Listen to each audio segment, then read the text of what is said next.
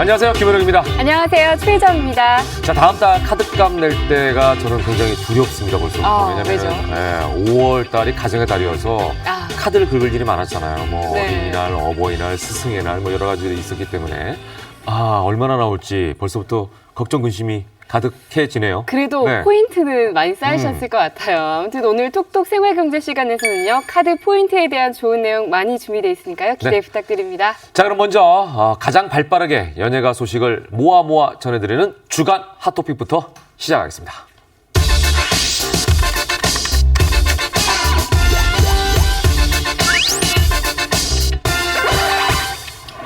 네, 주간 핫토픽 함께 분들 소개해드리겠습니다. 네. 먼저 홍종선 대중문화 전문기자, 그리고 고현준 시사평론가, 김묘성 연예부 기자 나와주셨습니다. 어서 오십시오. 안녕하세요. 네. 자, 먼저 첫 번째 스타의 소식, 오늘은 어떤 소식이 준비가 되는지 굉장히 궁금해집니다. 네, 배우 허준호 씨 재혼 소식 가지고 왔습니다. 예. 허준호 씨 최근 그 드라마에 아주 악역으로 컴백을 맞아요. 하셨어요. 카리스마 넘치는 악역으로 컴백을 했는데 모습만 봐도 막 소름 끼치더라고요. 그렇죠. 일반인 여성과 극비 재혼 소식을 알렸습니다. 네. 지난 29일 소속사의 공식 보도자료에 따르면요.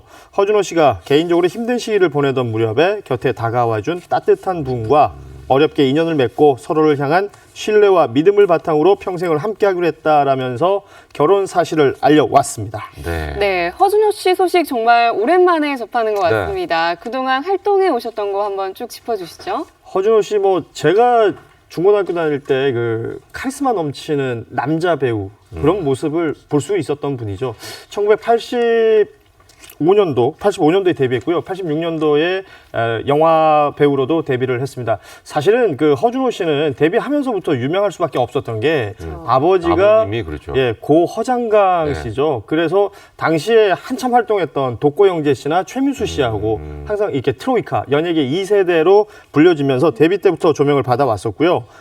유명한 작품들 많습니다. 걸어서 하늘까지, 젊은이의 양지, 아스팔트 사나이, 복수혈전 뭐 이런 드라마에서 항상 카리스마 넘치는 그런 역할이었어요. 그리고 몸매가 워낙에 훌륭하신 남자 배우이기 때문에 많은 여성들의 또 사랑을 받았었습니다.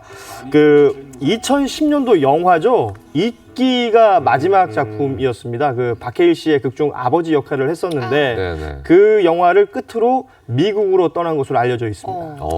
그 85년도에 연극 예. 데뷔했다고 그랬는데 그때 네. 청소년 뮤지컬도 했었어요. 남산극장에서. 아. 제가 그때 또 중학생 때 열심히 가서 이 허준호 씨의 그때 데뷔 무렵 모습을 봤는데 사실 누가 잘 될지 모르는 상황인데 허준호 씨가 눈에 보였어요.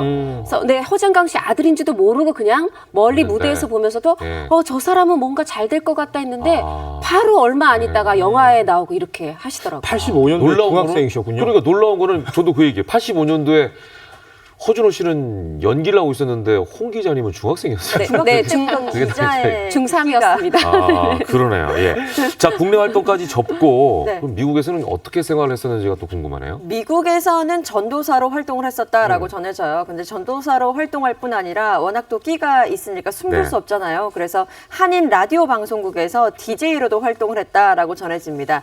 그리고요, 좀 활동 반경을 넓히는데요. 공연 기획사를 차렸어요. 그래서 공연 관련 기획자로서도 활동을 하게 되는데 왜 돌비 시어터 있잖아요. 아카데미 네. 시상식 개최 장소로 알려진 유명한 이곳에서 극장이죠. 네, 지난해에 윤복희 씨가 공연을 했었거든요. 네. 그런데 한국인뿐 아니라 동양인으로서 최초의 공연이었어요. 근데 이 공연을 개최한 그 주최자가 바로 허준호 씨였다는 거죠. 공연 기획을 한 거예요. 네, 그렇습니다. 엄청나네요. 예. 그렇습니다. 그래서 LA에서 정말 활발한 활동을 쭉 이렇게 이어왔었는데 네. 그런데 또 허준호 씨의 주변 지인들의 말에 따르면 이렇게 활발하게 활동은 했지만 그래도 물질적으로나 정신적으로는 쉽지 않았던 시기였다라고 전해집니다. 네.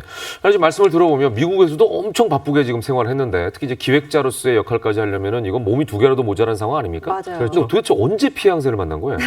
네, 바로 또 그 어렵고 바빴던 시기에 운명처럼 예전에 좋은 감정으로 만났던 그 인연을 미국에서 재회를 했다고 그래요. 아, 원래 알았던 분을? 네, 원래 알았던 분을. 네, 그러니까 말하자면 결혼하기 전에 좋은 감정으로 만나던 그 좋은 인연의 분을 다시 만났고, 네, 그게 시작이 됐고, 사실 이제 어려울 때 이 여성분이 옆에서 힘이 돼주고, 이 아픔과 상처를 보듬어주고, 이러다 보니까 이제 서로 좋은 마음이 생긴 거죠. 네. 네, 그렇게 됐고, 그래서 이제 위에서 언급했던 것처럼 그 소속사에서도 그 힘든 시기 이분을 만나서 안정을 찾으면서 이렇게 좋은 감정으로 싹 터서 결혼에 이르게 됐다, 이렇게 알리고 있습니다. 그러네. 야, 우리나라에서도 우연이라도 만나기가 힘든데 미국에서 그렇게 만났다고 하니까 이거 정말 운명이 아닌가 이런 생각까지 드는데요. 미국이니까 운명이라기보다는 페이트라고.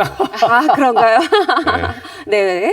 그 운명적으로. 사실 그렇잖아요. 네. 한국에서의 옛 인연을 미국에서 이제 LA였다 그래요. 그러네. 여기서 만났고, 사실 이제 허준호 씨가 2010년 입기 이후에 2016년부터 이제 드라마로 복귀해서 굉장히 좋은 모습 보여주고 있어요. 네. 근데 이게 주변에서의 권유도 있었지만 바로 이 여성분과 꾸리게 된 이 안정적 가정이 도움이 됐다는 게 이 최측근의 설명이고요. 네네. 그리고 사실 이제 그 공연 기획자 할 때 또 영화 왜 현지 로케 가잖아요. 네네. 그럴 때도 굉장히 좀 도와주셨다고 제가 들었어요. 네. 그래서 그런 분들이 연기도 하시죠. 예. 이런 권유도 있었던 거고. 네, 근데 사실 이제 영화도 보면 지금 드라마에서 사이코패스 연쇄살인마 역할, 네. 그리고 이제 착한 아버지를 오가는 그, 맞아요. 네, 그 모습을 보여주고 있잖아요. 근데 영화도 보면 7월 말에 인랑, 강동원, 정우성 네네. 주연 영화에도 나오죠. 맞아요. 하반기에 김혜수, 유아인 나오는 국가부도의 날. 아. 여기에도 허준호 씨가 나와요. 엄청나게 활발하게. 네, 지금. 말하자면 네. 일도 가정도 안팎으로 안정이 돼가고 있는 모습이 예. 보기 좋습니다. 이게 이제 사랑을 만나게 되고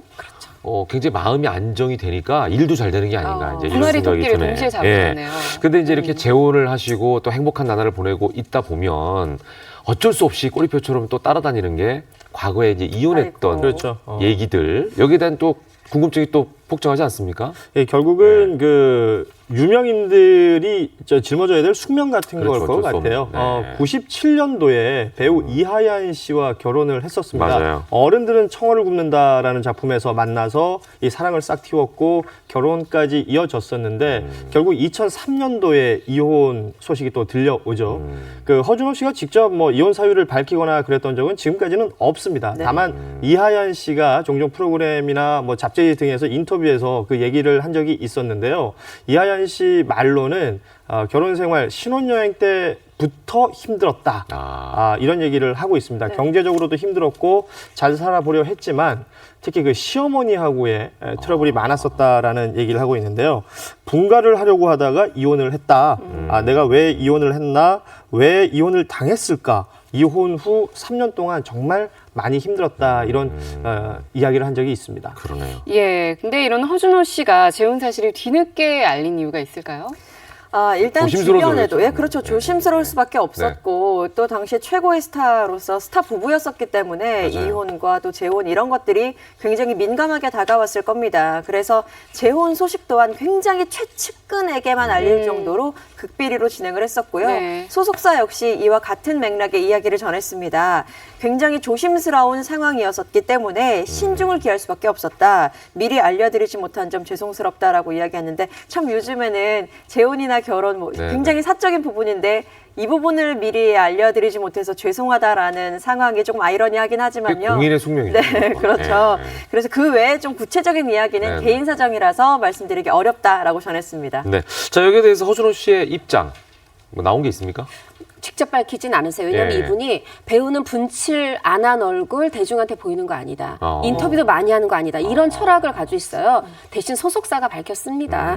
뭐라고 했냐면 허준호 씨를 사랑해주고 응원해주시는 많은 분들께 네. 감사드리고 허준호 씨가 지금 요즘 연기 활발히 하고 계시다 했잖아요. 네, 네. 그 연기 인생 네. 더 연기로 보답하겠다 하면서 지금 10년 만에 복귀해서 네. 굉장히 인생 제2막을 열고 있는 만큼 일과 어떤 사랑 다 안정돼 가고 있는 만큼 많은 분들이 축복해 주셨으면 좋겠습니다. 네, 네. 다시 한번 허준호 씨 축하한다는 말씀 드리고요. 앞으로도 네. 좋은 활동 부탁드리고 더 행복한 일 가득하셨으면 좋겠습니다. 네. 허준호 씨와 비슷하게 또 운명적으로 운명적인 만남으로 재혼을 해서 결혼한 스타가 또 있죠. 그렇습니다. 최근 30여 년 전에 첫사랑과의 드라마보다 더 드라마 같은 러브 스토리로 화제가 되고 있는 분인데요. 바로 원조 터프가이 배우 나한일 씨 그분을 스튜디오로 직접 모셨습니다. 어서 야, 오십시오. 어서 오십시오. 반갑습니다. 아우. 네, 안녕하세요. 반갑습니다. 예, 시청자분들께 인사 한번 예. 부탁드릴게요. 안녕하세요. 너무 오랜만에 아. 방송에 출연을 예, 해서 예. 굉장히- 여러분께 너무 반갑습니다. 굉장히 지금 그 여러 가지가 순간 스쳐 지나가는 듯한 그런 표정이셨어요. 예. 감회가 좀 남다르시죠? 예, 오랜만에 나오시니까. 너무 오랜만에 와갖고요. 예. 꼭 고향에 와 있는 아. 것 같아요. 예. 그렇습니다. 예. 자, 오랜만에 저희도 뵙는 분이기 때문에 준비되어 있는 질문들이 굉장히 많습니다. 그리고 양옆에 계신 분들이 무서운 분들입니다. 제가 그래서 미리 먼저 좀 말씀드려요. 소개를 해드려야 될 것 같아요. 그러니까, 예. 예. 나한일? 그는 누구인가? 이것부터 벌써 이제 이제 따바따바 캐기 시작하는군요. 예, 소개를 해드려야 될 텐데 일단 이름 나한일 네. 생년월일 지금 54년 말띠시고 만으로 63세 그리고 75년도에 연극 배우로 데뷔하셨고요. 예. 81년 영화죠. 어둠의 자식들에 출연하면서 영화 배우로도 데뷔를 하셨습니다. 예. 82년도에 KBS 특채로 연기자 데뷔 88년 드라마 팔색조에서 첫 주연을 맡으셨고요. 네, 네, 89년 이 드라마는 저도 기억나는데 바로 무풍지대에서 정치주먹 유지광 역을 맡아서 예. 일약 스타덤에 오릅니다. 80년대에 임성민 씨 그리고 또 강소구 씨 등과 함께 네, 네. 미남 스타로 그 이름을 날리셨는데 부드러운 외모에 검도가 특기라는 점이 어필이 되면서 맞아요. 멜로와 액션이 동시에 가능한 야. 미남 배우로 자리매김했는데요. 지금으로 따져보자면 뭐 네. 강서구 씨가 박보검 예. 그리고 임성민 씨가 이민호라면 우리 나한일 씨는 지창욱 씨. 아. 야. 지금 딱 나오죠. 느낌이 일단은 그 외꺼풀이셨고 또 비교적 큰 반다령 눈매에다가 네, 네. 이게 또 주름이 사람이 얼굴에 있는 주름살까지 매력적이기 쉽지 않은데요. 예, 주름살까지도 매력 있었던 그 모습을 예, 많은 분들이 기억하고 있죠. 지금도 계속해서 그 소개하는 동안에 웃고 계신데 예. 네. 네. 그 웃음도 굉장히 부드럽게 이렇게 맞아요. 좀 깊이가 있는 웃음이세요. 그냥 네. 우리는 웃으면 하하하 이렇게 웃는데 저번에 연기하듯이 이렇게. 그렇습니다. 그러니까 사실 이제 배우, 네. 박보검 씨가 반듯하니까 강서구 씨고, 네. 네 임성민 씨는 굉장히 꽃미남, 조각미남, 네, 맞아요. 그리고 우리 나한일 씨는 액션이 됐었어요. 액션 스타다 보니까 지창욱 씨가 잘 생겼는데 액션이 되는 맞아요, 배우. 맞아요. 예. 그래서 아마 비교가 되는 게 아닌가 싶어요. 어떠세요? 어떠세요?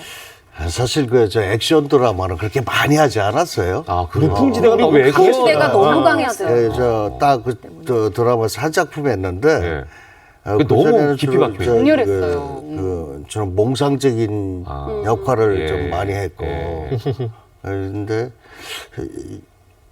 예. 무풍지대 딱 한 작품 했는데 그게 워낙 강해서 예. 그럼 지창욱 씨랑 아마 비교되는 건 그런 어떠세요? 예? 지창욱 씨랑 비교되는 건 어떠세요?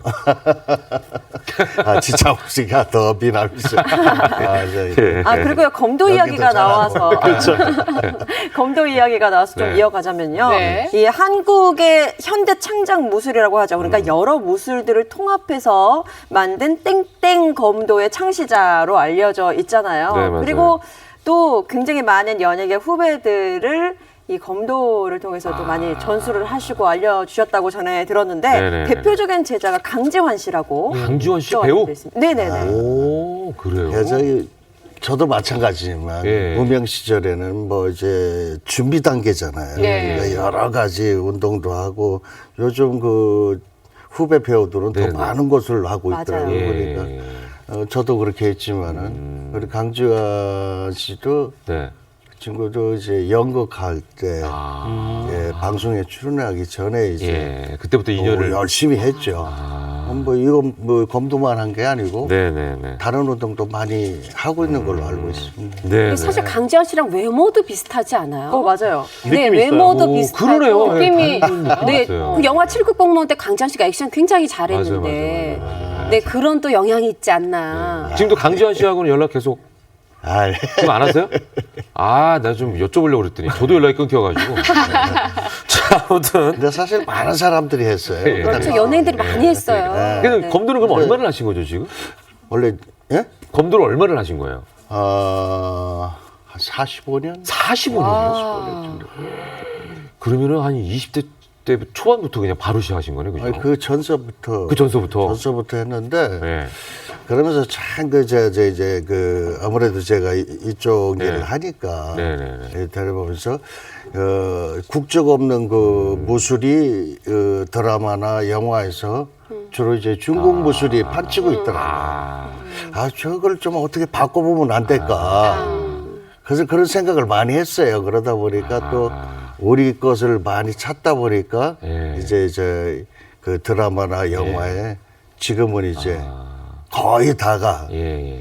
우리 제가 하는 해동검도 네. 그 건법들이 이제 예. 하고 있죠. 그렇군. 그리고 그럼 지금 거의 45년 하셨으면 네. 우리 저 단수라는 게 있잖아요. 아, 맞아요. 몇 단 정도? 태권도에도 있듯이. 검도는 몇 다른 단까지 무술도 또 공식적으로는 하시거든요. 네. 10단입니다. 공식적으로 10단. 10단이요? 단이 그럼 이게 최고인가요? 몇 단까지 있는 거예요? 바둑은 9단까지 있는데 예를 들어서 그래서 또 원래 이제 9단까지만 하는데 제자들이 네. 9단까지 올라오니까 10단은 상징성이 비공식적으로. 스승이시니까 네, 그럴 수 있겠네요. 야, 전 정말 세계 유일 대단하시네요. 회동검도 10단이십니다. 그러네요. 예. 네, 아무튼 해동검 저희 천재신 거죠? 예. 네. 근데 저희 스튜디오에 직접 모셨는데 먼저 저희가 늦었지만 축하하다는 말씀 전해드리고 네. 아, 맞아요. 싶습니다. 그러니까요. 네, 며칠 네. 전에 기쁜 소식 저희도 네. 들었는데 30여 년 전 첫사랑과 100년 네. 가약을 내주셨다고 들었습니다. 소감이 어떠신가요? 네. 일단은 결혼 이후에 TV 출연은 저희가 처음이잖아요. 그렇죠. 저희가 여기 나와서 직접 그 결혼 소식 전하는 건 처음 아닙니까? 예, 그죠? 처음입니다. 그러니까 참 감사드리고 예. 소감 말씀해 주시죠. 출연한 소감이? 결혼 소감. 결혼이 더 중요한 일이에요. 중요하죠. 하시고 들어오시니까 새신랑. 예. 참 먹먹해요. 그래요? 먹먹하고 예. 좋기도 하고 또 이제 워낙에 한 7, 8년 동안 힘든 생활을 좀 하다 보니까 네. 이제 안정돼 있고 그래서 너무 좋습니다. 그래요. 행복하고. 예. 먹먹하고 좋다. 이게 이제 그냥 어떤 느낌인지 대충 예, 감이 잡히는 그런 느낌을 말씀해 네. 주셨고. 지금 신혼여행은 그러면? 신혼여행. 신혼여행은 계획은 있는데 네네. 그래서 이제 우리가 젊었을 때 옛날에 한번 가보자 하는 곳을 안 가본 곳이 있어요. 어딜까요? 그러니까 울릉도가 그렇게 가보고 싶었는데 그래서 이제 조만간 이제 울릉도를 네. 갔다 오려고요. 울릉도는 조심하셔야 되는 게 한 번 가면 언제 나올지 모릅니다. 예. 기상에 따라서 예. 나올 수 있는 날이 정해져 있어가지고 한번 네. 들어가시면 길게 잡고 가셔야 돼요. 지금 화면에 네. 나오고 있어요. 피앙세 분이신 것 같은데. 정말 미인이시죠. 고우시다. 한복이 참 잘 어울리시네요. 예. 야, 두 분의 모습. 보면은 저 나한일 씨는 그냥 덤덤하시고요. 이 아내분이 더 좋아하는 것 같은 느낌이 좀. 예. 근데 사실 얼굴 보면 예. 그러니까 저 나이 또래 이상은 눈에 익으실 거예요, 사실. 네. 네, 정은숙 씨가. 네네네. 자, 소개를 좀 해주시죠, 그러면. 네. 네. 나은일 씨의 첫사랑이자 네. 지금 새 신부가 된 네네. 네, 정하연 씨 소개를 좀 제가 해드릴게요. 아, 본명이 정하연 씨예요? 네, 본명 정하연 씨인데 아. 배우 활동할 때 정은숙 씨로 활동하셨는데 네. 아. MBC 14기 공채 아, 탤런트였고요. 그렇군요. 네, 얼굴 보면 기억나지 않으세요? 조선왕조 500년, 수사반장, 암행어사 아. 이런 데 출연하셨었고 김청 씨, 이희양 씨 아, 그리고 동기예요? 전원일기 복길이 엄마 김혜정 씨하고도 오. 공채 동기시고요. 예. 네, 뭐 이제 앞으로 풀어주시겠지만 저렇게 네. 미녀 탤런트가 정말 젊었을 때 모습 나오는데 그러네요. 연기 생활을 중단하게 된 아픈 사연 그 얘기 아마 조금 있다가 나은희 예. 씨가 풀어주시지 않을까 싶습니다. 잠깐 나한일 씨께 직접 여쭤보겠습니다. 이런 분은 어떻게 만나셨어요? 그 당시 저도 이제 무명 시절이고 예. 저 친구는 이제 신인. MBC에 이제 신인 예. 탤런트로 들어와 있었고 이제 지인들이 제가 아무래도 이제 액션을 조금 하니까 예. 모 감독님이 예. 장 감독님이 이번에 영화 촬영하는데 액션이 많은데 좀 도와달라고. 네네네. 그래서 그 현장에 갔더니 이제 이분이 계셨어요. 예, 주인공을 하고 있고 거기서 알게 된 거죠. 네. 그래가지고 또 봤더니 MBC 후배더라고요. 그 보자마자 첫눈에. 그래서 이제 그렇죠. 굉장히 쑥스러워하시네. 근데 이게 아내분이 어디서 인터뷰했던 내용을 네. 봤는데 네. 당시 현장에 있었던 많은 여배우분들이 나은일 씨한테 모두 홀딱 반했었다. 뭐 이런 얘기를 하셨더라고요. 그 출연자분들이 이 진실입니까? 그잘 모르겠어요. 또 모르신댄다. 네, 그리고 저는 또 궁금한 게 뭐 조심스러운 질문일 수도 있지만 진작 결혼하시지 왜 그 당시에. 이제서야 그 못 당시에? 알아보신 건가요? 그 당시에 그분과 그 당시에 결혼을 하시지 왜 헤어졌냐는 거예요.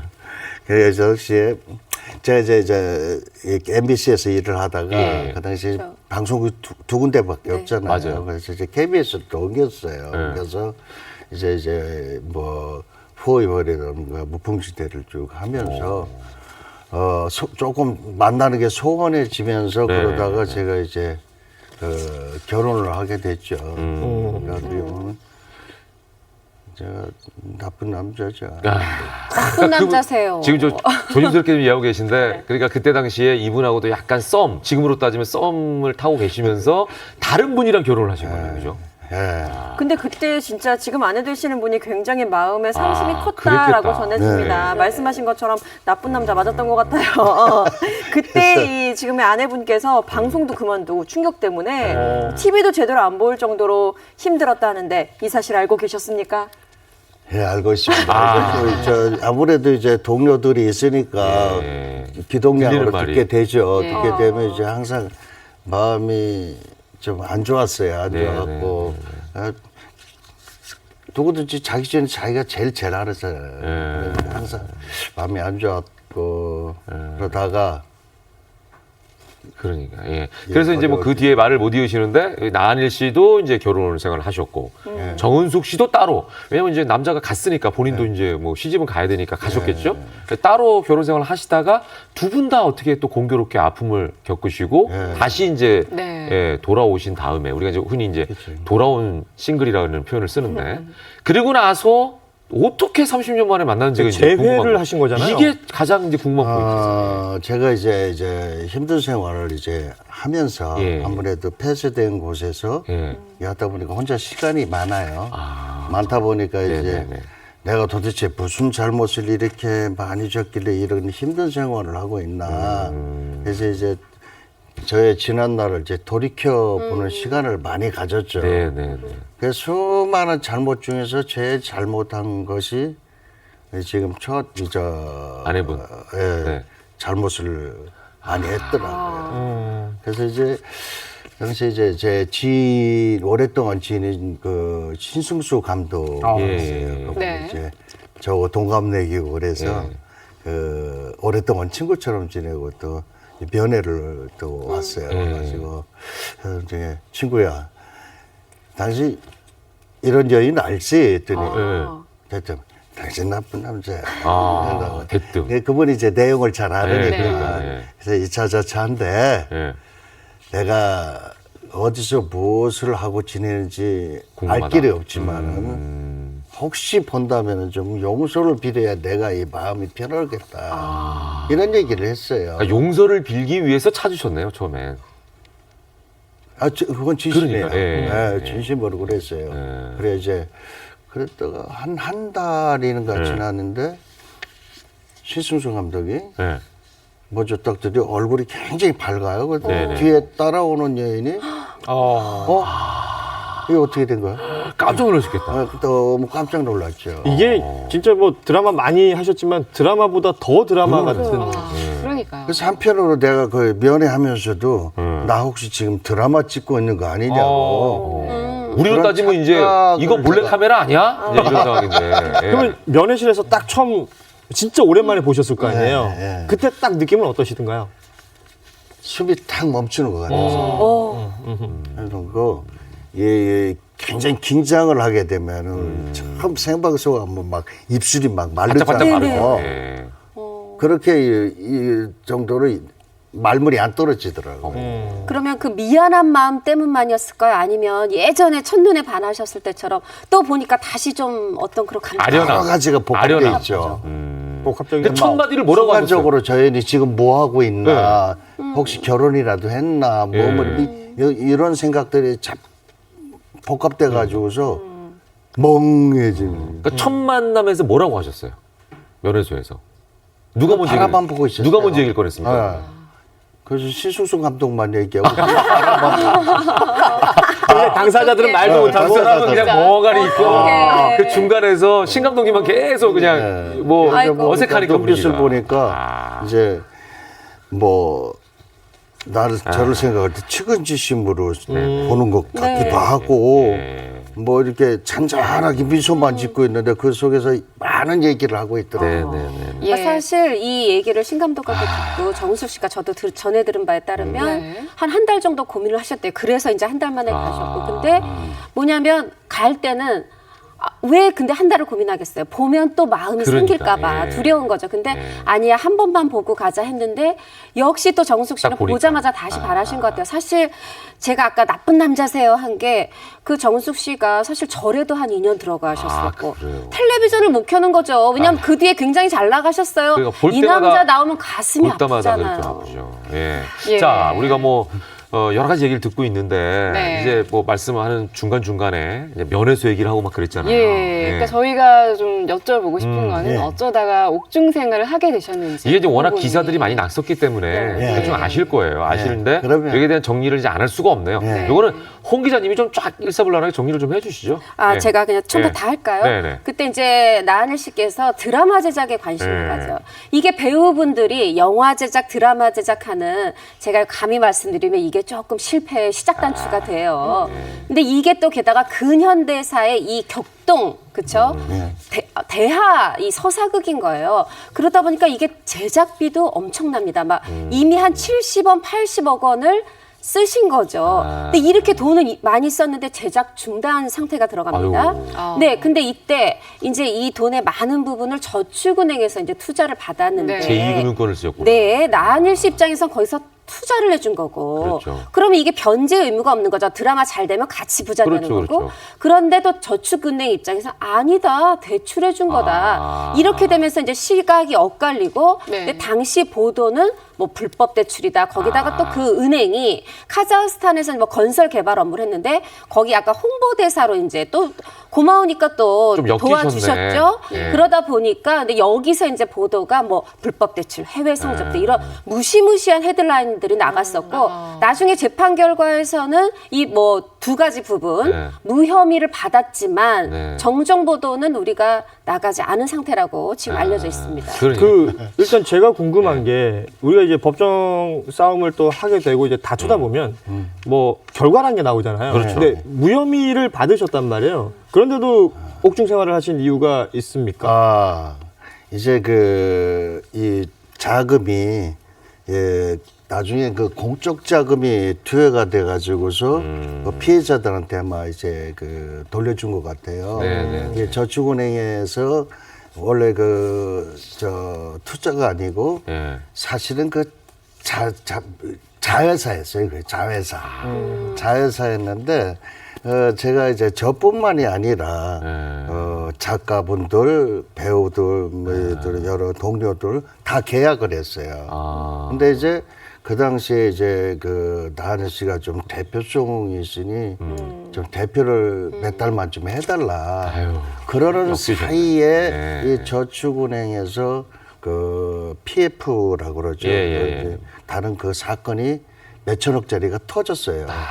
거기에 보니까 이제 나은일도 있고 유명한 뭐 작가들 뭐 또 배우들 쭉 있는데 대표가 나은일이거든요. 엮일 수밖에 없네. 예, 그래서 이제 지금도 저는 네. 아직도 미스테리한 게 왜 예. 성접대가 나왔을까? 뜬금없이. 예, 뜬금없이. 그러니까 지금 이제 홍 기자님께서 쭉 정리하셨지만 이런 부분 다 이제 예, 그렇게 정확한 됐고, 팩트인가요? 그래서 이제 그런 부분은 다 무혐의를 받았어요. 받았는데 예. 대표이사이기 때문에 그 당시에 이제 영화 촬영도 하나 해서 네네. 지금 창고에 있는 게 있거든요. 그러다 보니까 당시 이제 이 회계 쪽에서 이제 네네네. 무슨 뭐 현찰로 왔다 갔다 하는 것들은 아. 이 영수증 없는 돈들을 그렇죠. 또 이제 그게 횡령이 횡령으로. 되더라고요.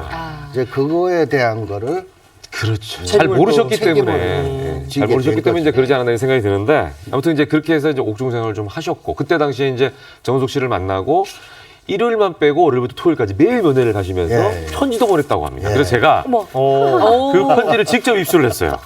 야, 이렇게 이 편지가 너무 귀한 편지입니다. 아니, 주유기를 면회를 가면서 편지도 매일 쓰셨다면서요. 이렇게 예. 편지를 쓰였는데 이 편지를 다 읽어드릴 수가 없어서 네. 제가 주요 내용만 제 목소리로 한번 전해드리도록 하겠습니다. 네. 진짜 마음은 한계라는데 미움이 있었어도 그래도 사랑하는 사람은 당신밖에 없었어요. 한쪽만 원했으면 이뤄질 수 없는 거죠. 여보, 사랑하고 고마워요. 날 잊지 않고 찾아줘서. 여보, 사랑해요, 사랑해. 당신만 사랑해. 여보야, 우리에겐 다른 어떤 말도 필요치 않아요. 이젠 어떤 역경도 함께 이겨낼 것이고 어떤 상황이 온다 해도 나머지 인생은 함께 갈 것임을 저도 맹세해요. 너무 감사한 건 당신을 늦게라도 만나게 된 것. 소름 돋아. 야, 이게 지금 이거 노래 가사 아닙니까? 예. 진짜 이걸로 노래를 네. 써도 만들어도 될 만할 정도고 여기서 이 부분이 저는 참 고마워요. 날 잊지 않고 찾아줘서. 그러니까 이게 이제 나한일 씨 어떤 그 용기 덕분에 만난 게 아닌가 이제 이런 생각이 듭니다. 지금 옥중 편지가 오, 편지 저렇게 많아요? 야, 두 분이 편지로 계속 이렇게 교환을 하신 거네요. 네. 정숙 씨가 많이 쓰셨죠? 아니요, 저도 잡담을 꼭 했어요. 네, 그래서 저도 그렇게 많은 편지를 써본 건 또 처음이에요. 예, 그리고 또 최근에 화제가 된 게요. 네. 옥중 생활 중에 두 분이 이미 결혼식을 하셨다고 들었어요. 어떻게 된 거죠? 그러니까 5월 27일에 결혼하시기 전에 옥중에서 먼저 예. 결혼하셨죠. 예, 그랬는데 이제 마침 이제 무슨 일이 있었냐면 제가 이제 그 모범수들한테 그 가족들하고 하루 생활할 수 있는 그런 그 네. 기회가 있었어요. 예. 그래서 제가 이제 거기서 이제 그런데 근데 가족이 없잖아요, 법적으로.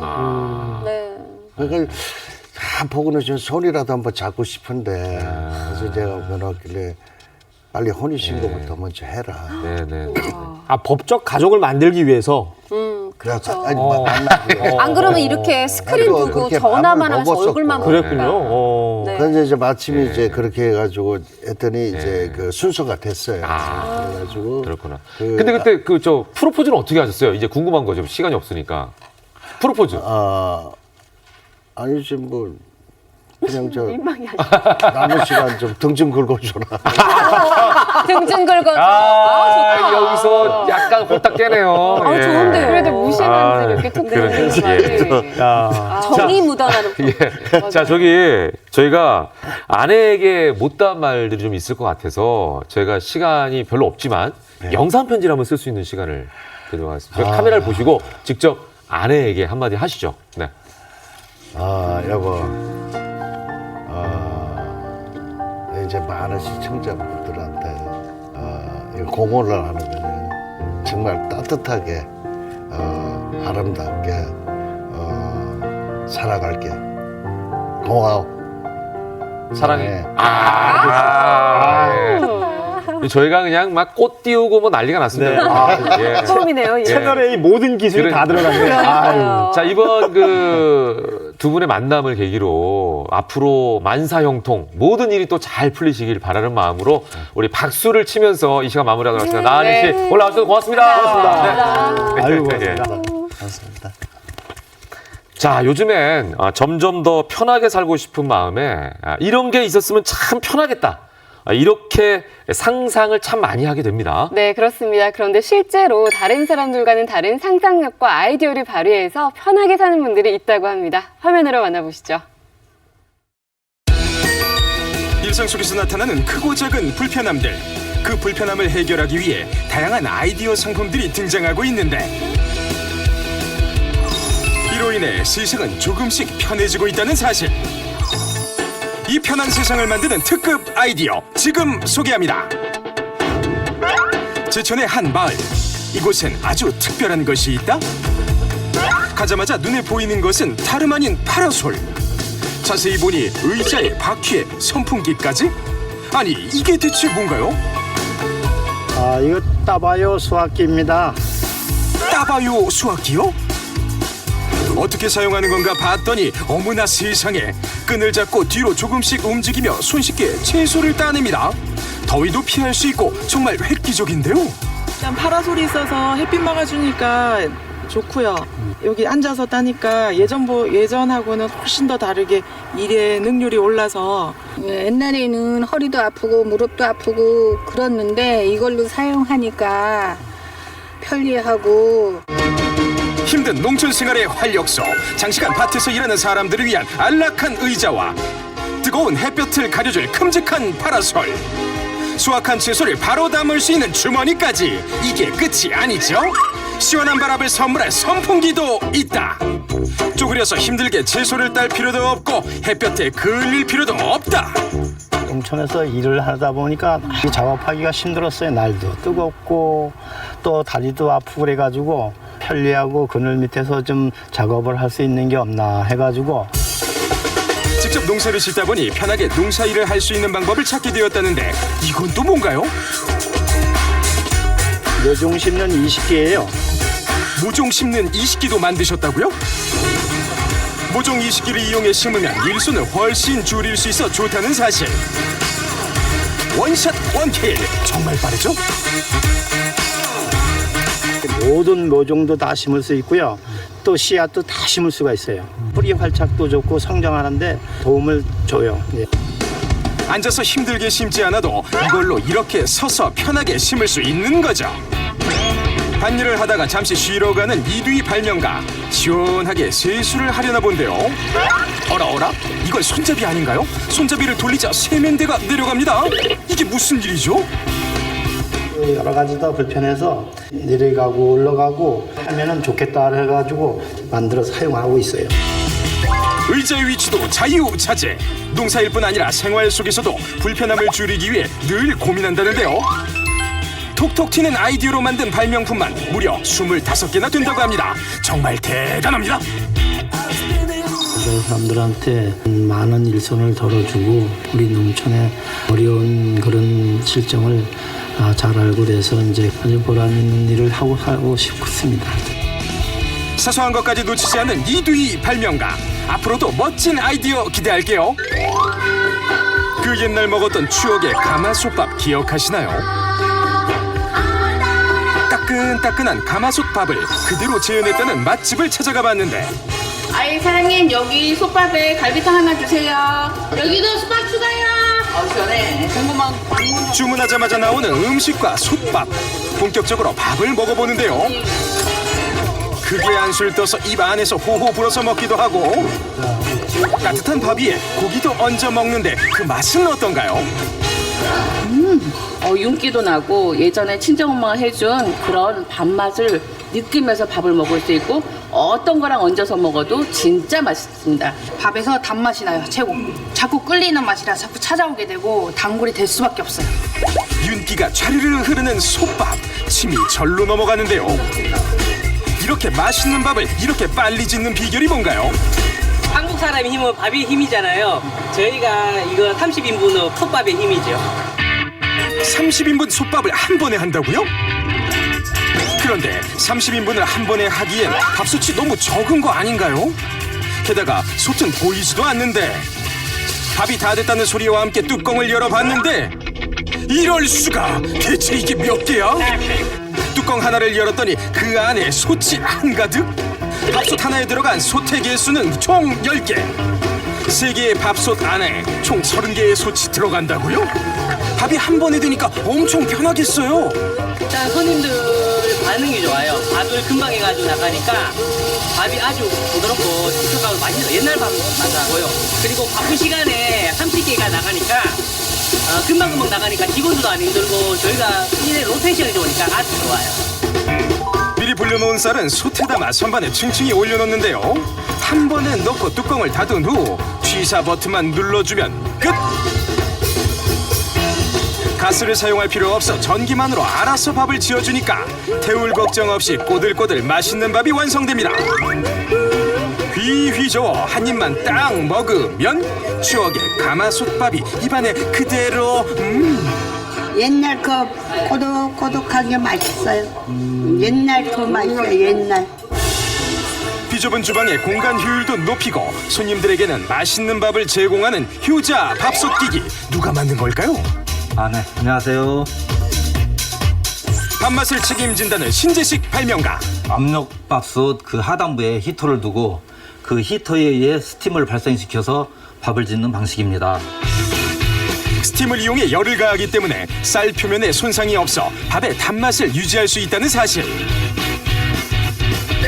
백미뿐 아니라 영양밥, 해물밥, 곤드레밥까지 취향 따라 입맛 따라 어떤 밥이든 뚝딱 해낸다는 만능 밥솥기기. 정말 굉장한 아이디어죠? 특급 아이디어로 탄생한 이 편한 세상. 앞으로의 아이디어도 기대됩니다. 역시 아이디어가 톡톡 튀는 그런 상품들 잘 봤습니다. 네. 아이들을 어떻게 키울까? 부모 네. 입장에서는 이제 이런 걱정이 많으시고 네. 또 아이들을 행복하게 해줘야지 이런 마음이 기본이실 텐데 지난주 아이들의 행복을 바라는 마음을 담은 뜻깊은 행사가 열렸다고 하는군요. 네, 이 소식 잠시 후에 전해드리고요. 네. 아이들뿐만 아니라 부모님에게도 아직 선물을 못 챙겨드린 분들 많으실 텐데요. 가정의 달 5월이 지나기 전에 꼭 챙겨드렸으면 하는 마음에 이번에는 잊지 못할 색다른 선물에는 어떤 게 있을지 준비했습니다. 함께 보시죠. 5월이 되면 가장 신경 쓰이는 한 가지, 바로 부모님을 위한 선물인데요. 추억은 물론 감동까지 담는 특별한 선물을 원한다면 지금 주목하세요. 부모님을 위한 특별한 선물을 준비했다는 자매. 부모님께서 결혼식은 하시기는 하셨는데 제대로 된 사진이 없으세요. 저희도 낳고 결혼식을 하셔가지고 그래서 좀 더 의미 있게 선물해드리고 싶어가지고. 집안 사정으로 인해 늦은 결혼식을 치러야 했다는 부모님. 그래서 딸들은 부모님을 위해 리마인드 웨딩 사진 촬영을 계획하게 됐다고 합니다. 요즘에는 그 리마인드 찍으면서 여러 가지 다른 컨셉도 같이 찍어요. 정장도 찍으면서 캐주얼로 이런 게 요즘에 트렌드거든. 이제 주인공을 모실 차례. 엄마. 소연이 여기 증명사진 찍어야 된다 그래가지고 사진관 왔는데 좀 걸릴 것 같아. 여기 3층으로 와. 딸의 부름에 곧이어 사진관에 도착한 전영숙, 주재훈 부부. 아무것도 모르는 부모님이 드디어 사진관의 문을 연 그 순간. 결혼을 축하합니다. 엄마랑 아빠랑 리마인드 웨딩 촬영하라고 이번에 멋있게 언니랑 그래서 준비했지. 깜짝 선물에 감동하신 것 같죠? 본격적인 촬영 준비 시작. 그런데 많이 예뻐지네. 어머 아버님, 그러다 어머님 얼굴 뚫어지겠어요. 메이크업을 해서 그런가. 많이 예뻐지실 거 보여요. 으이그, 아버님은 부끄럼쟁이. 메이크업 후엔 의상과 구두, 액세서리까지 모두 착용을 마치면 신랑 신부 납시오. 함께해온 세월만큼이나 정말 잘 어울리는 한 쌍이죠. 카메라 앞에 서는 게 어색한 부부. 하지만 함께 있기에 절로 웃음이 납니다. 촬영된 사진은 바로 확인할 수 있었는데요. 자, 이거는 수정 전 원본입니다. 이제 나중에 수정하게 되면 피부 잡티, 잔주름 다 제거가 됩니다. 한껏 꾸민 부모님의 모습을 처음 보는 딸들은 뿌듯한 반, 신기한 반. 너무 아닌 것 같아. 모두 사진에서 눈을 못 떼네요. 와우, 정말 눈이 부십니다. 여기서 끝이 아닙니다. 리마인드 웨딩 촬영과 가족 사진을 동시에 진행할 수 있는데요. 웃는 모습이 정말 똑 닮은 가족입니다. 자, 이제 마지막 선물만이 남았는데요. 바로 직접 쓴 편지. 사랑하는 부모님께 저희 두 자매 키우시느라 고생 많으셨어요. 이번 리마인드 웨딩을 통해서 엄마 아빠 다시 설레는 마음을 가지고 제2의 결혼 생활을 행복하고 건강하게 시작하시길 바래요. 사랑합니다. 소라 소연이가. 고맙다. 엄마 아빠를 위해서 이렇게 해줘서 너무 고마워. 한자 한자 정성스레 쓴 편지에 엄마는 결국 눈물샘이 터지고 말았습니다. 너무나 고마워. 또 귀한 선물을 해줘갖고 너무 감사하고 더 사랑스럽고 그래요. 사랑이 싹 트는 그런 계기가 되지 않았나 그런 생각이 듭니다. 특별한 선물 두 번째. 이번엔 한 가구점을 찾았는데요. 소파를 살피는 눈이 예사롭지 않은데 혹시 까다로운 예비 신부? 엄마가 목이랑 허리가 아프다고 하셔서 요즘에 가정의 달을 맞아서 엄마한테 소파를 선물해 드리려고 주문 제작하러 왔어요. 소파는 그냥 의자일 뿐? NO! 디자인과 기능성에 따라 무궁무진한 소파의 세계. 그런데 세대별로 소파 고르는 법이 다르다고요? 젊은 분들 같은 경우는 이제 좀 기존의 소파 형태에서 벗어난 이런 이제 기능성이 존재하면서 이렇게 쉽게 그리고 자유롭게 쓸 수 있는 그런 소파들이 좀 유행하고 있어요. 인테리어를 입맛 따라서 많이 바꾸기도 뭐 하시잖아요. 그렇다 보니까 되게 휴대성이 편리한 소파들을 이제 제작해서 젊은 고객층들을 이제 사로잡고 있는 거죠. 또 사용감은 푹신하고 높이는 낮은 게 요즘 젊은 층의 취향이라고 합니다. 그렇다면 중장년층은 어떨까요? 중장년층 고객님들한테는 좀 어느 정도 튼튼한 그리고 단단한 이런 소파들을 좀 더 선호하는 편입니다. 어른들은 또 이제 허리가 아프신 분들이 많잖아요. 근데 이렇게 이제 좀 둥글게 나오면서 어느 정도 무게감이 있는 소파 같은 거를 앉게 되면 허리에 부담이 덜 가기 때문에 좀 사람들이 편리해합니다. 등받이 각도 조절이 가능한 이 소파는 허리와 목을 받쳐줄 수 있어 인기 만점. 딱 봐도 편해 보이죠? 디자인은 물론 원하는 질감과 기능에 따라 소재까지 선택할 수 있다고 합니다. 색깔 같은 거나 이제 원단 느낌 종류 있잖아요. 이런 것도 이제 원하는 대로 고를 수 있고 물 청소가 가능한 기능성 패브릭 같은 경우에는 이게 좀 케첩이나 뭐 머스타드 이런 것도 그냥 물로 쉽게 지워지니까 고객님들이 되게 편하게 생각하시죠. 소파를 집에서 물 청소를 할 수 있다고요? 실험을 안 해볼 수가 없겠죠? 일반 원단의 경우 사인펜이 그대로 남는 반면 기능성 원단은 지워집니다. 감쪽같이 얼룩이 사라졌네요. 방수는 물론 마모가 잘 되지 않는다는 기능성 원단은 관리가 힘든 천소파의 단점을 보완해 만들어졌다고 합니다. 그렇다면 실제 사용감은 어떨까요? 집에요. 소파도 다 되고 낡고 그래갖고요.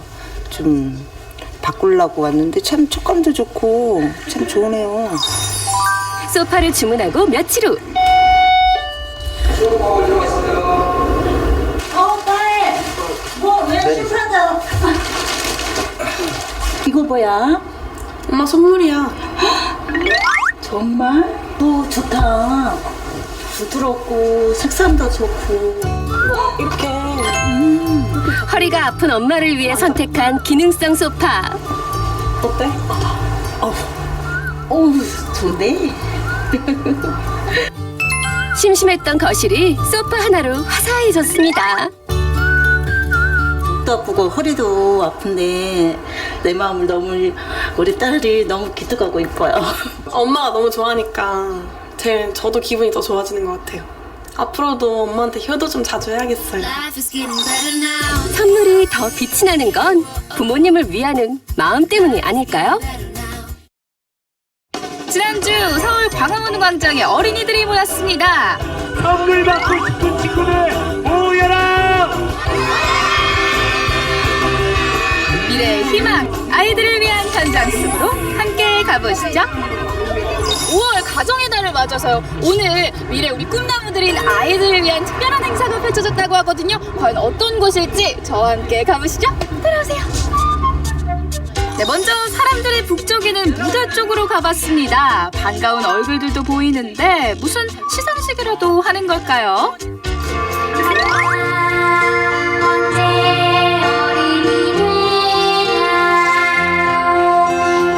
어린이날이 있는 5월달은 그저 아이들에게 선물 사주고 신나게 놀게 해주면 되는 때가 아니라 어른들이 아이들의 가치를 생각하고 감사하는 마음을 가지자는 그런 의미로도 생각하는 계기가 되었으면 합니다.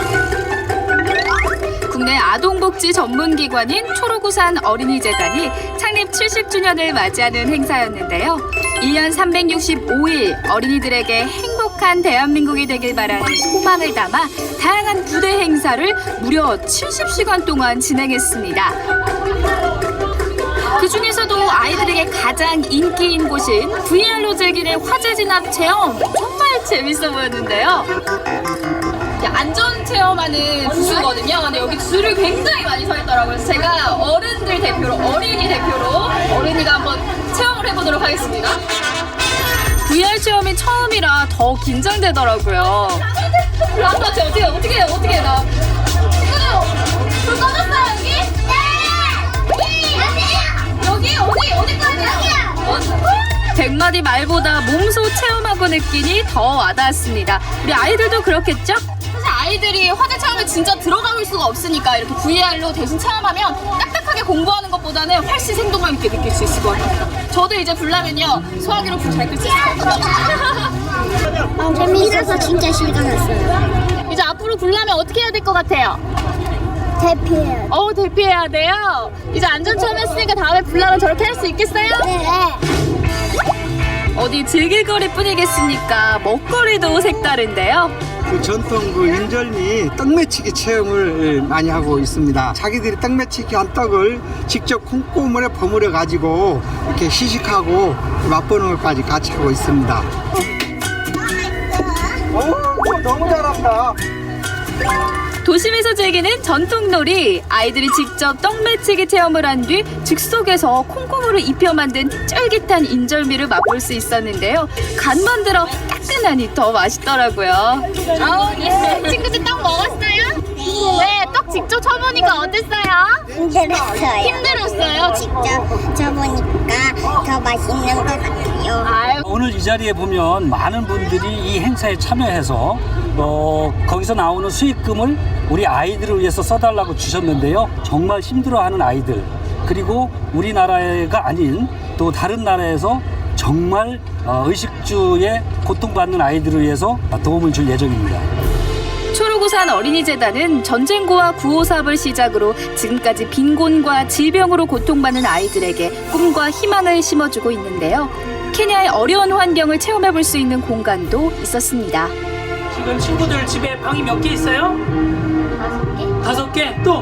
근데 이 친구 집은 여기 집에 보면 침대는 하나밖에 없고 책상, 물건 이런 게 전부 다 한 방에 다 모여서 여기가 8명, 10명씩 여기서 한 방에서 생활을 하는 거예요. 경청하는 아이들, 무슨 생각을 하고 있을까요?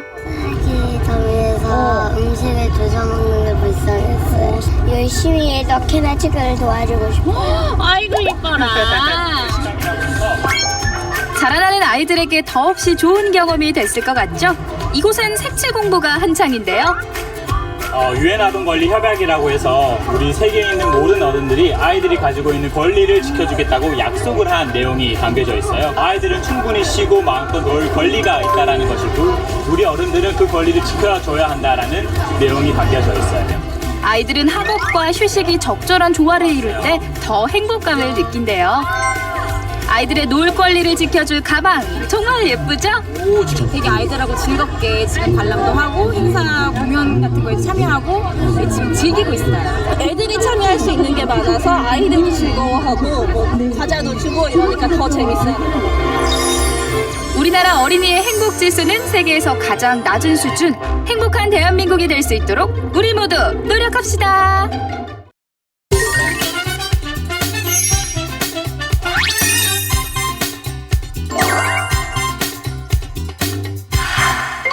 톡톡 생활경제 시간입니다. 박수유 산업부 기자 함께했습니다. 어서 오십시오. 안녕하세요.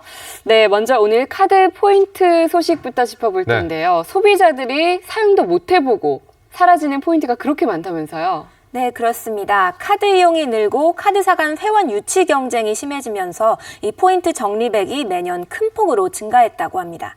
하지만 1만 포인트 이상만 현금화가 가능하거나 이 제휴가 종료되면 포인트를 사용하지 못하는 등 일부 카드사의 포인트 사용 제약 조건이 매우 까다로웠는데요.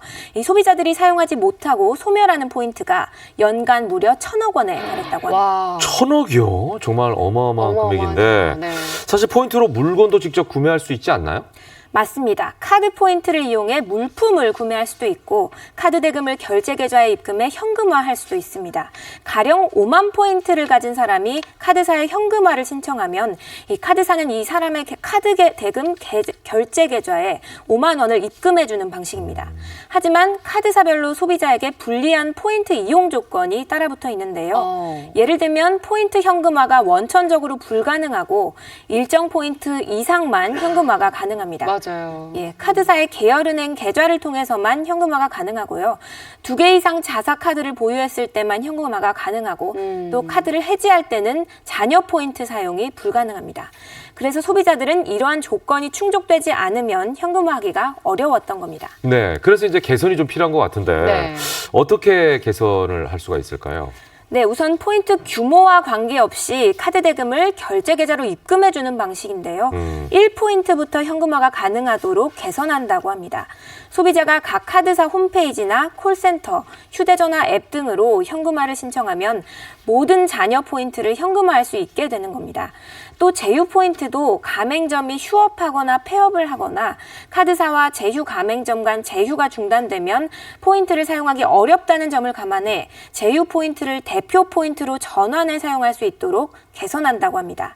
뿐만 아니라 금감원은 포인트 규모에 상관없이 이렇게 카드 대금 결제 계좌로 입금해서 현금화가 가능하도록 했는데요. 금감원은 이번에 제도가 개선되면 118만 명의 소비자가 사용이 어려웠던 약 330억 포인트를 대표 포인트로 전환해 사용할 수 있을 것으로 보고 있다고 합니다. 와. 예, 300억 포인트가량 되는 건데 그럼 언제부터 이걸도 현금화할 수 있을까요? 네, 금감원에서 어제 밝힌 바에 따르면 이 카드사별 전산 시스템 개선 일정을 고려해 오는 6월부터 늦어도 11월 이후에는 모든 카드사에서 개선안을 시행할 계획이라고 합니다. 예, 관계자에 따르면 시행 시기와 이용 방법 등은 카드사 홈페이지와 카드 대금 청구서 등을 통해서 소비자에게 구체적으로 안내할 예정이라고 합니다. 네, 자 참고하시면 좋겠고요. 자 이번에는 보험금과 관련된 이야기를 좀 해볼까 하는데 네. 보험금 지급받을 때 여러 가지 조건이 굉장히 까다롭지 않습니까? 혹시 보험 기간 중에 난 사고인데 계약 기간이 끝난 후에 후유증이 생겼다라고 하면 보험금 지급을 받을 수가 있나요? 네, 금감원에서 발표한 이와 비슷한 사례가 실제로 있었는데요. 네. 2014년에 주방에서 넘어진 분이 사고로 허리뼈가 골절됐고 수술까지 받았습니다. 이후 2017년 대학병원에서 장해 진단을 받았는데요. 이분이 2005년 재해상해보장 특약보험에 가입한 게 있어서 이 보험사에 장해보험금을 달라고 신청했습니다. 그런데 보험사는 이 보험 기간이 2015년에 끝났기 때문에 보험금을 지급할 수 없다고 거부했습니다. 예, 그럼 끝내 이 A 씨는 보험금을 받지 못한 건가요? 네, 아닙니다. 결론부터 말씀드리자면 보험금을 받을 수 있게 됐습니다. 이와 관련해 금융감독원 금융분쟁조정위원회는 약관에서 반드시 보험기간 중에 장해 진단을 받아야 한다고 요구하고 있지 않으므로 A씨에게 보험금을 지급해야 한다고 결정했습니다. 그럼 보험회사에서는 A씨에게 실제로 보험금을 지급했습니까? 그렇습니다. 네. 예, 이번 분조위 결정에 따라 해당 보험사는 A씨에게 이 장해보험금을 이 지연이자와 함께 모두 지급했습니다. 아울러 금감원 관계자는 보험사가 유사 사건들에서도 분조위 결정 취지에 따라 보험금을 지급하는지 모니터링할 계획이라고 밝혔습니다. 네. 예, 보험 가입자 입장에서는 반가운 소식이었던 것 같습니다. 마지막으로 영상으로 보는 이슈 전해주시죠. 네, 오늘은 제가 직접 취재한 소식인데요. 최근 새로 문을 여는 미술관들이 부쩍 많아 보입니다. 작품과 관람객 간의 상호작용을 추구하는 이색적인 미술관들이 속속 들어서고 있는데요. 자세한 내용 영상으로 함께 보시죠. 소형 모래박스에 해변을 거니는 사람들의 모습이 작은 크기로 투사됩니다. 투사된 사람의 이미지에 손을 대니 마치 손바닥 안에 사람을 태운 듯 보입니다. 위에 있는 작품이랑 밑에 있는 작품이랑 서로 상호작용이 가능해서 이제 밑에 와서도 위에 메시지를 보낼 수 있다는 게 좀 재밌었고 20개의 CCTV로 둘러싸인 방. 벽면에는 사람들의 얼굴로 가득 채워집니다. 그냥 미술 작품이랑 저만 소통하는 줄 알았는데 뭔가 다른 사람들 얼굴까지 볼 수 있는 점이 되게 신기하고 좋았어요. 올 초 개관한 이 미술관은 세계적인 작가들의 현대 미술을 전시하고 있습니다. 관람객이 직접 작품을 만들어 보면서 작가와 소통하기도 합니다. 이렇게 동선을 따라오면서 자연스럽게 경험할 수 있어서 참 특별한 경험이었던 것 같습니다. 앞으로도 이렇게 많이 경험할 수 있게 좀 더 많은 기회가 시민들에게 주어진다면 정말 좋을 것 같습니다. 관람객과 거리를 좁힌 미술관들이 우리 생활 주변에 자리 잡고 있습니다. 채널A 박수유입니다. 오늘 아침에 방송 올 때 보니까 하늘이 뿌옇더라고요. 네. 자, 날씨가 어떨지 또 궁금하실 것 같은데 자세한 날씨 알려드리겠습니다. 김혜연 기상캐스터, 날씨 전해주세요. 네, 어제 저녁부터 중부지방 곳곳으로 요란하게 내린 비 때문에 걱정 많으셨죠. 지금 서울은 비가 모두 그친 상태고요. 구름만 많은 하늘을 보이고 있습니다. 다만 오늘도 일부 지역은 소나기 소식이 있으니까요. 번거로우시더라도 접이식 우산 꼭 챙기시기 바랍니다. 오늘은 전국에 구름량이 가끔 많겠습니다. 오후까지 남부지방에 5에서 20mm의 소나기가 내릴 텐데요. 이들 지역으로 돌풍과 벼락이 동반될 수 있겠고 일부 지역은 우박이 떨어질 가능성도 있으니까요. 피해 없도록 주변 점검 미리 해주시기 바랍니다.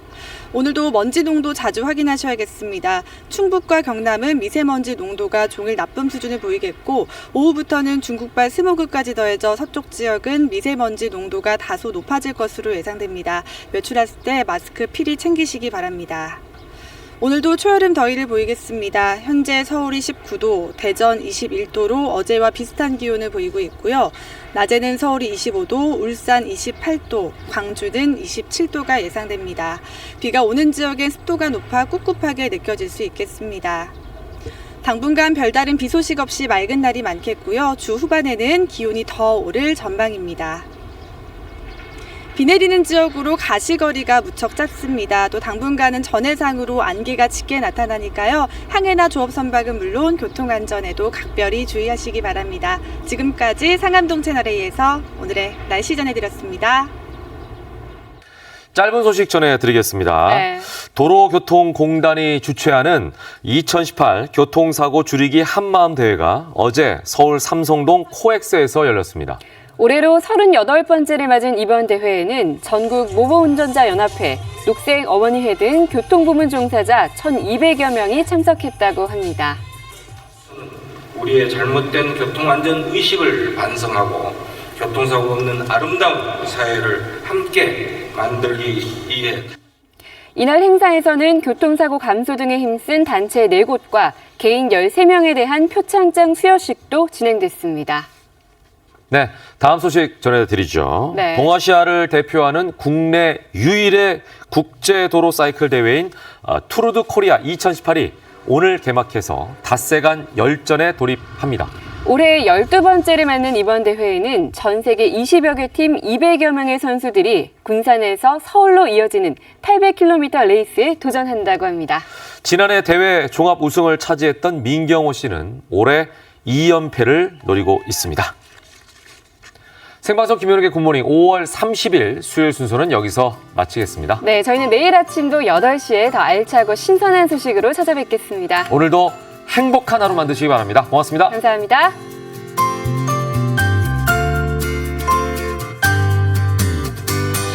빠